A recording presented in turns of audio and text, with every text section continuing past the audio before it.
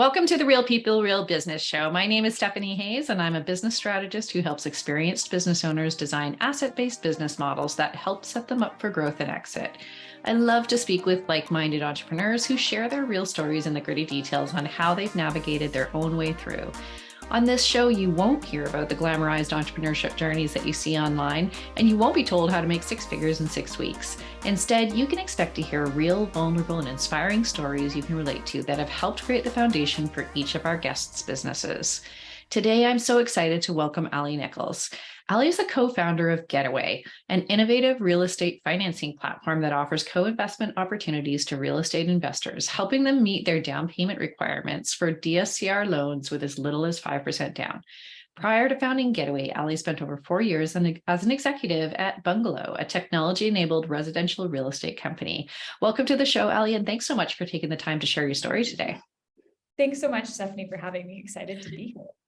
Okay, so we've got a lot to talk about. Just before we started the show, we were chatting a little bit about what's going on in the company and that sort of thing. And I can't wait to get into it, but back up first and kind of tell me the story as to how you got to Getaway.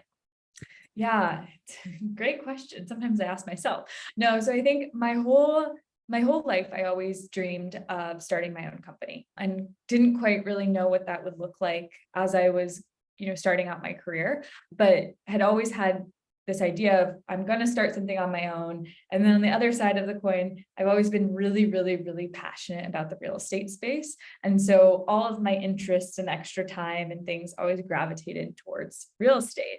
And had the opportunity really throughout my career working at other companies to enter into the startup world and the tech scene and see what it looked like to build a tech-enabled or VC-backed company. And then that's when it clicked. Like, I think it was during my time, before I was at the startup Bungalow, I was at Uber and saw like the rise of a company that, could grow so quickly and bring a new product into the world. And that's when I was like, okay, this is all making sense. Like, I want to do something in this tech space, but really blend it with my passion for real estate. And so, during my time at Bungalow, which was a real estate startup, I learned so much about the space and how to build a company from truly 0 to 1, as you could say, and then to 10 and 100 and so forth. And so decided, now is the time. I have the skill set. I now have coalesced around, the space and industry and got obsessed with the idea of like, how can I help create more real estate investors in the world? Because I believe it's the best asset class for an individual to invest in over a lifetime. So that's where we got to today. You're probably the third person I've had on the show that used to work at Uber. Really? Yeah. I don't know. Uber seems to cultivate a lot of entrepreneurs. Yeah, right. Well, it's so funny because it like really was that type of environment where you're so inspired by your coworkers. Everybody's like so smart, working so hard, like so excited about what they're doing that I can see why so many people have gone on to start their own businesses. Okay, so you didn't just kind of decide you're going to start up Getaway and then it happened. So tell me the gritty details. Like, so did you get funding? Did you go for funding right away? How did it all pan out? Yeah, so actually had worked previously with my co-founder, and on the weekends we were kind of, playing around with a few different ideas, and finally, one really, really, really stuck with me. And we both started to get obsessed with it. And then it was like, okay, well, how do we test that there's something here? So we started testing demand and running all of these different, small campaigns and things like that. And when we started to see traction, we both looked at each other and were like, it's time. And so at that moment, we threw a deck together. We went out and we actually started pitching the company to a bunch of different early stage venture capital firms. And we're super fortunate enough to raise capital at a pre-product stage of our company. And that gave us kind of the oxygen to go out and start building. So I was just speaking to somebody yesterday who's just in the early idea phases. And one of the things that I talked to her about is like, go and prove the demand side first, like go and understand the demand side first. And how did you guys go about doing that? Tell me a little bit more about the details, because I think that's one of the things that entrepreneurs miss, right? They want to go into building a startup, or they have an idea and they are assuming a solution. And when you go and you immerse yourself on the demand side, then you start to learn some pretty interesting things, right? Yeah. And it's so funny. They always say like first time founders want to build a product, second time founders only care about distribution. Because really, you can have the best idea in the world or the best product in the world. If you don't have a go to market that makes sense, it's not a business. It's just an idea or a product. And so, for us, and even in our first year of operations, we've gotten so much better at this in terms of what we're building and the features we're building. But for the early stages, how we approached it was kind of twofold. One was tons and tons of user interviews. So talking to people that we thought were our core segment and core customer that we were going after, and really trying to understand their pain points, not pushing our product at them and seeing how they react, but actually understanding what are the issues they're facing today, and does our product, or could it, does it solve it, or could it solve it, is one key way of testing. And then for us, because we are a consumer product, we have the ability to also pretty easily start testing concepts via paid advertising, specifically around social advertising. So you can see very quickly if the value prop resonates with folks and how expensive it is to bring a customer into the funnel, and then have a conversation with them there. So what did you arrive at? What is the value proposition? What is the problem that you really wanted to solve? Yeah. So as you think about the real estate space today, there's a core group of folks that are really trying to build portfolios for their future retirement or their future self. And I think a lot of us can resonate with that. It's by the time I'm 50 or 60 years old, I would love to own 10 properties and that produce enough passive income that I'm not worried about continuing to work, my corporate job or my W-2 job. And that can be my retirement fund, or that can be my kids' future college fund, or I can pass that down to my family and so forth. So we've met with a ton of customers that is their goal. They all had the same goal of creating this passive income or wealth, generation stream through real estate. But then you get back to okay, so why aren't you doing that today? What's holding you back? And where people were at was well, I've set aside, X number of dollars. Oftentimes it would be I've put aside, $75,000 towards buying my first property, buying my fifth property or whatnot. Where do you think I should buy? What do you think I should do with that? And the conversation I'd have every time would be okay, well, that's fantastic that you already have this fund going towards this new project. But with the cost of real estate today and the financial products available for you as an investor buyer, not a primary home buyer, that's just simply not enough. You're not there yet. And so, and people would be shocked. It's wait, but I should be able to buy that house, that investment property with this. But it's as when you become an investor buyer, the opportunities in terms of financing are just so much more limited than your primary, that we saw a huge opportunity of well, if we could actually solve this segment for folks in terms of financing investment products, we could help more and more people reach that dream of owning a larger portfolio for their retirement. And so how does that work? And I would say you immediately triggered me with I live in the Pacific Northwest, where it costs, Yeah. 1.2 million for a little tiny townhouse. Yeah. So, the cost of getting there, even to your first home, is astronomical. So I'm assuming that what Getaway has created is a way to sort of close that gap. Exactly. So what we do is we would, for investors looking to scale their portfolios, we will actually partner together with you and come in and invest in the equity or the down payment side of a deal. So let's say you identified a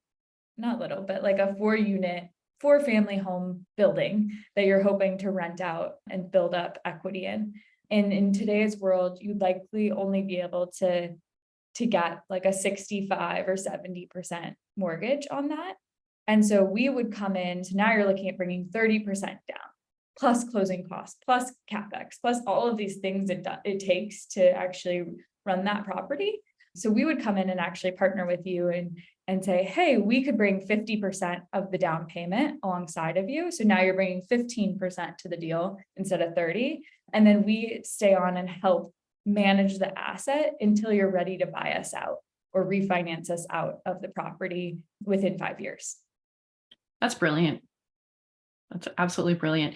And so tell me about the journey, sort of, you proved the idea, you knew that there was a market, you went to get funding, you got funding, then what?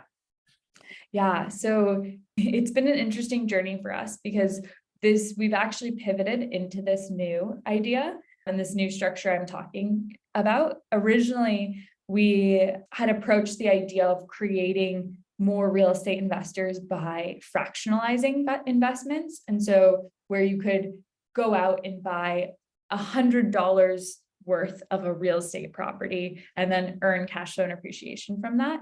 And what we found with that model was our customers over and over and over again said, this is cool, but I really want to own real estate myself.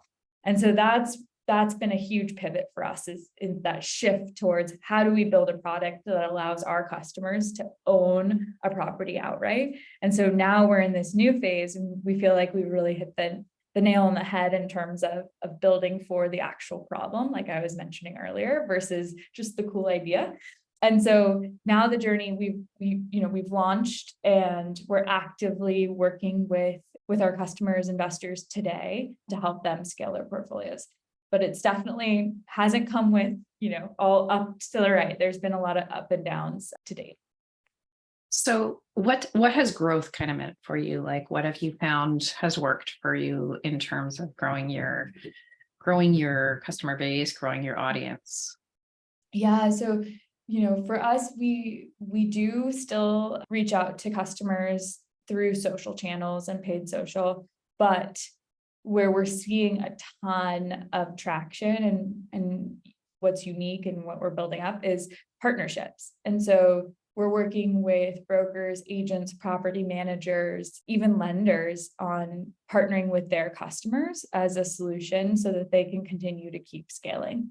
And we view that as we continue to grow as like going to be our biggest channel, as well as repeat customers. So the customers that we've already worked with are actively looking at acquiring their next property with us. So we view that as a really exciting trend and amazing flywheel as we continue to scale. That's super interesting. So is there a different approach for the folks who are re-engaging with you because they now have asset? Obviously they have an asset that's grown in value and that they can leverage. So are you sort of onboarding them in a different way?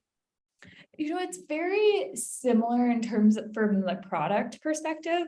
That's not shifting as much, but in terms of the relationship and ability to service them, it's obviously like they already are pre-approved. We already know what to do. We know their buy box. We're able to curate and use our product to specifically ensure that they're seeing opportunities that match exactly what they're looking for. So I would say more so it's more curated from the product side, and we can be more effective because we already have all of this information around the customer. So you did a business model shift. What was the catalyst for recognizing that you needed to shift? Because this is a real sticking point for a lot of business owners as they get entrenched in their business model and they've made all sorts of commitments and developments around, their original business model. To change that is very confronting, right? And from my experience, they're always looking for some type of, indication that that's the right decision and it gets them stuck. So what was the catalyst for you? What was the trigger for you to know that you needed to shift? Yes, a couple of things. I would think they're pretty intertwined, but for one, it was our conversion from, interest to actual investment. And like I said, I think this goes back to like first time founder syndrome of like, you get obsessed with your product or your idea. And so it's like, how do I make this work? Banging my head against the wall. But what we found is, through our sales cycle, folks that came into the funnel were super, super interested and, at least were engaging and saying they were interested in the product, and we got a ton of positive feedback. But when it came time to transact and actually, make a sale, we saw a huge drop off. And we tried so many different avenues at unlocking that piece, and just couldn't find something that really stuck. And so it was this moment of, is this a really cool idea, a really cool concept, but you're not actually solving a problem or a pain point for the customer, because if you were, you would be converting. And so after a couple months of like really coming to terms with that, my co-founder and I looked at each other and I think the beauty of us as a team is we make decisions fast and keep running it at the next thing. We just said, this is not working the way we thought it would. Let's go back to talking to users and like going back to that piece around like, what is the pain point and how do we solve the pain point for them? So that's where we ended up today. And has your kind of ideal customer, has that shifted at all as you've learned more? Yeah. So I would say our core customer today is a real estate investor that already owns 1 to 10 doors, and they're looking to scale their portfolio. Whereas previously we were really trying to convert folks that have never invested in real estate before. And so what we've now found is like, actually, no, there's this huge core group of customers that really, they're missing products that just don't exist in the market today. How do we service them? How do we build products for them? And that's where we are. And we feel like we've really like hit on something. So you advise, I advise most of my customers, most of my clients, that one of the most effective marketing strategies is through partnerships. And so what it sounds like you guys are also kind of following that strategy as well. So tell me a little bit more about how you sought out partnerships and how you convinced your partners to partner up with you. Yeah, for us, it's a very easy sell, because partnerships, it all comes down to are our incentives aligned and can we both win? And the way that our product works and how we can service our customers oftentimes means that we can actively service our partners in terms of growing their business or increasing their sales and so forth, or helping them convert to win an opportunity. So it's an easy sell. It's more now around distribution in terms of getting, the word out that we exist and we're a partner, and it's an opportunity for you to use with your clients. So for example, as you think of a property managers want their landlords to buy more properties, because that means that they have more properties to manage, which increases their top line revenue and their business. So for us, it's like we're a way for their landlord customers to increase their portfolios faster. So it's just a very easy and simple incentive alignment. And so for us, it's now more of distribution in terms of just getting in front of more and more partners. Yeah, and I imagine that, as the industry has been quite cyclical in the last, it's been very interesting in the last few years for sure. You guys are having to stay kind of on top of that, right? Yeah, for sure. And it's interesting for us, and the segment that we're focused on is with real estate investors and investment properties. It really comes down to the numbers. Like, do the numbers make sense? Does the property cash flow? Does it meet my investment objectives? If yes, you're interest rate agnostic in a sense, because when interest rates are right now for investor products, they're like around 8%, 8.5% in some cases. If it cash flows today and makes sense today at 8.5%, I know as an investor within the next 5 to 10 years, I likely will have the opportunity to refinance at a lower rate. So now all of a sudden in that period of time, this property becomes much better in terms of an investment. And I was able to get it in at today's prices versus the future price. I love that. And I think that you're right that, well, I know you're right because this is your industry, but No, I would imagine that, people who are investing for their residential property and their first time home buyers, it's a very different economic model than for folks who are investing. I've purchased a number of properties myself in my lifetime, and I'm turning 50 in 2 years, and I don't have my 10 investment properties. So maybe we need to talk, but I don't know what's going to be here. That's for sure. Oh. But I think, I imagine that the economics look very different for an investment buyer as opposed to, a residential home buyer. 100%. It, like I said before, it really just comes down to, when the property is rented, how much can a property be rented for? How easy is it to rent that property? And then when it is fully rented, does it cover all of our expenses, and does it produce additional cash flow? Right. I know a lot of people have gotten stuck here. Like, we have 100% occupancy in the town in Squamish where I live because it's in such high demand. And it's so expensive to buy real estate here, and rent rates are like just through the roof. So I think if you're an investment buyer, there's some gap there. There's some opportunity there. But I know that the folks who were investing, a couple of years ago, and, my place was $850,000 when it was first being built 3 years ago. And now it's worth like 1.3, which is great. They've built some equity in this place, but they signed up for a variable rate mortgage, and now they're just getting screwed because they're at like 7% now, which is unheard of. In 25 years of buying real estate, I never was above 3% as a mortgage rate. So it's like there's certain opportunities, but there's also other risks for sure. There's risk in everything. So I will put that caveat, like even with real estate investing, everyone should go in eyes wide open and really have an understanding of the downside risk, especially if you're locking yourself into a adjustable rate mortgage, because rates don't always just go down. Like that is, very apparent of that. So no, we had a good 20 years of rates constantly going down, and then that is not the truth anymore, for sure.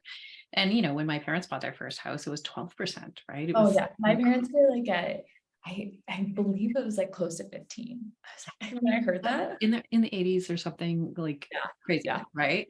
And they've long paid it off and everything, but that same house, they now have like a 2% mortgage on. Oh, I know. My parents are in their 80s, so it's been a long time since they even had a mortgage. But it just so you have to take that longer term view, I guess. And I think it's such an interesting perspective to be, it's very similar to what I do on the business side, that we actually have people who were in real estate investing now looking at business investing, because you can treat business properties like you treat real estate properties.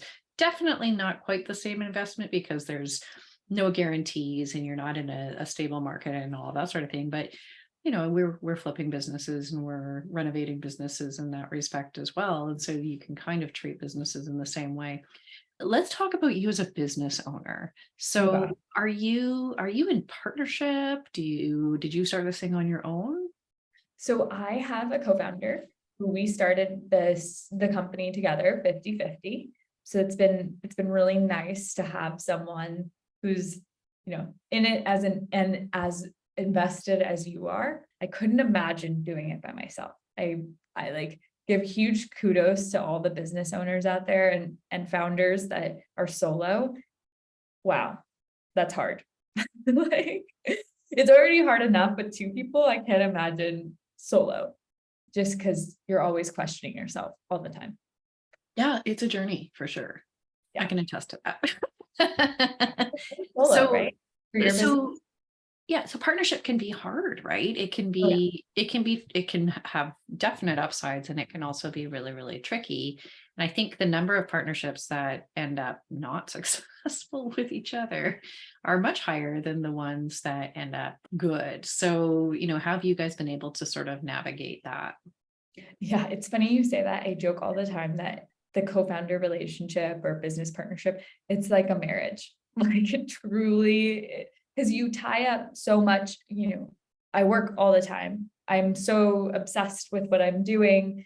And now I have this other person that's part of that. And it's your ego and your pride and all of these things are wrapped up in the business. And so, yeah, for sure, it's like a marriage. But for us, it's gone well. I think the biggest thing in terms of a successful partnership for our type of company is really understanding who's good at what, who runs kind of what, who makes what decisions, and complementing each other's skill sets. So for us, I run the business side. I'm the real estate, person, and then my co-founder does everything technical. Like he runs engineering, he runs the data, like anything systems, product, process, like around the tech side, he has, and that's a skill set I don't have at all. And like worse than my mom at using a computer. So, so I'm very fortunate to have, this other half in that sense that complements what I can bring to the table. I'm so glad that you said that. I had to think myself for a minute. I have a software company and we've been together for 12 years, I think, like something 12 to 14 years. And I have to wonder, like, how have we've been such great friends for so long. And we actually worked together for a long time before that too. And what has made that partnership so easy? And I think it's exactly that. We're very, very clear on whose roles are what. So my other two partners are both nerds, like they're both technical, and I'm technical, but I'm not technical. Like they're technical. I would never sell myself as a technical resource. I understand enough and I can do some of it, but that's not me. So they're very clear that and even between them, they've really sort of defined their own roles and who owns what and whatever. And then I'm like everything else. And so it's just been really like everybody just sort of leaves each other to do what's best. And there was a time where some of the work that I had taken on just wasn't my bailiwick. And I was really struggling with it because I don't do it well. It's not the way my brain works. And so we had a little readjustment and they took on some of that stuff and it's worked out really nicely. And so I think that's so much where partners struggle is when you have this lack of clarity around roles and responsibilities and areas of expertise. And when two partners come together that have like very similar experiences and expertise, that gets really, really tricky. So I think the great advice there is be very clear on who does what and who's an expert in what. I have a question that I ask all of my guests. And, this show, we're all about being real. Like what's real in business? And we know business can be very, very real and lots of reality. So what's the difference between kind of what we hear out there in the world, in the online business world, or just in the business world? What's the difference between what we hear there and what's real about being a business owner? That's such a great question. I was actually having a very similar conversation the other day. Especially in my space, in this like tech and VC backed world, I think that everybody views being a founder entrepreneur as very glamorous.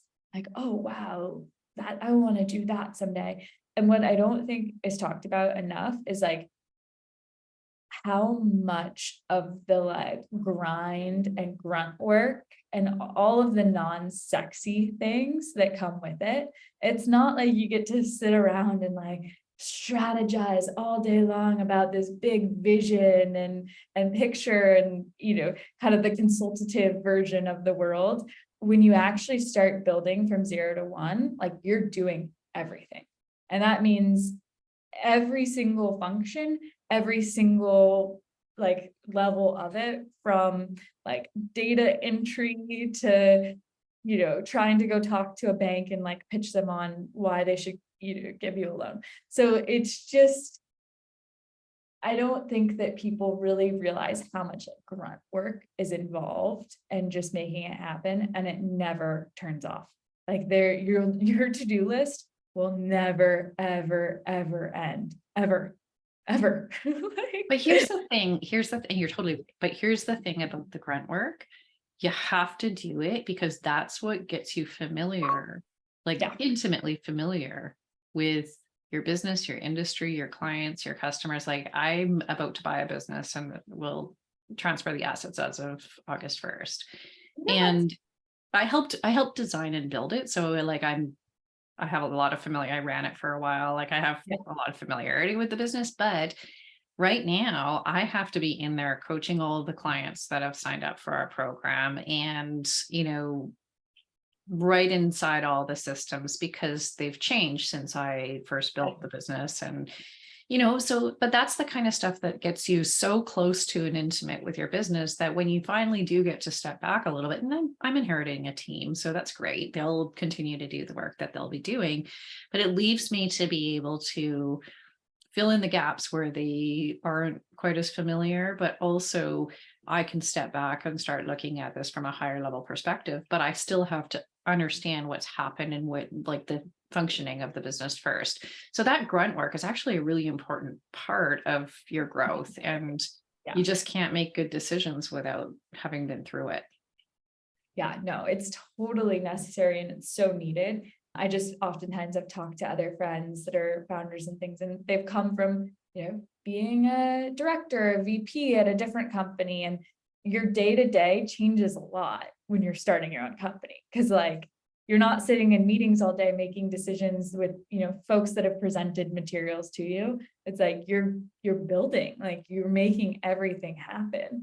And so I think anyone who's thinking about it needs to go in eyes wide open Yeah. to all of, every aspect, not just the glamorous of like, I started a company side. Yeah. Yeah. I mean, yeah, I like you got to get down and dirty for a little Yeah. while, at least a little while before you can even know who you need to bring on to support you, right?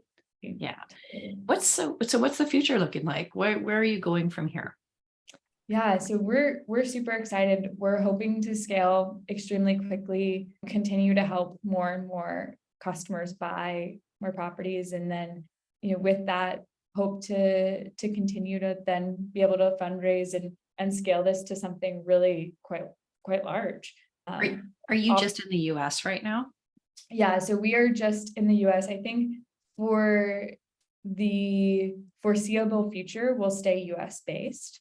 The market opportunity is just so large here. One opportunity we're excited about, though, is enabling foreign investment. Co-founder is actually Canadian, and so a big thing we've been, putting on the roadmap and trying to figure out is like, okay, how can we help Canadian buyers look at US real estate as well? Because there is, a huge opportunity in that sense to help more people get into real estate here in the States. Well, when you figure that out, let me know because sounds like a great idea. Yeah. I lost all my assets in my divorce, but I would love to be buying again. And I like the idea. I'm not sure that it makes a lot of sense to buy here as a residential buyer anymore. Like the costs of living are so astronomical, and it almost seems like less of an investment to rent. But I would absolutely invest in real estate in a different market as an investment as opposed to somewhere to live. So yeah, I'd love to hear about that when you figure out what foreign investment looks like. Yes, you'll be one of my first calls. Well, I know you can buy real estate. Yeah, you totally can. The financing becomes more difficult as a foreign buyer. So all of the programs that exist here don't quite exist for international buyers. Right. Oh, interesting. Okay. Well, we're coming up on time. Can you let our listeners know where they can find you? Yes, to check out the company, check us out at getaway.co, so just .co. And then if anyone wants to reach out or connect, best way to do it is through LinkedIn. So you can find me at Ali Nichols, ALI Nichols. And then if you type that in Getaway, you'll find me. Awesome. We'll put all of the links in the show notes to both your LinkedIn profile and the website. And if you are in the US and you are even considering real estate investment, definitely check out Getaway. I would be there in a heartbeat if I lived in the US. All right, we're going to wrap it up. I am so happy we had the opportunity to chat with Ali today to hear more about how her business came to be, her experiences along the way, and what the future of her business entails. And thank you for tuning into this episode of the Real People, Real Business Show, where we get the real entrepreneurial stories and journeys that you can relate to. The show notes, resources, and links from this episode are available on my website and social media platforms. If you've enjoyed today's content, I would love for you to give us a review on whatever platform you're on to help us share these genuine stories with an even bigger audience. Until next time, keep building, keep dreaming, and keep being real.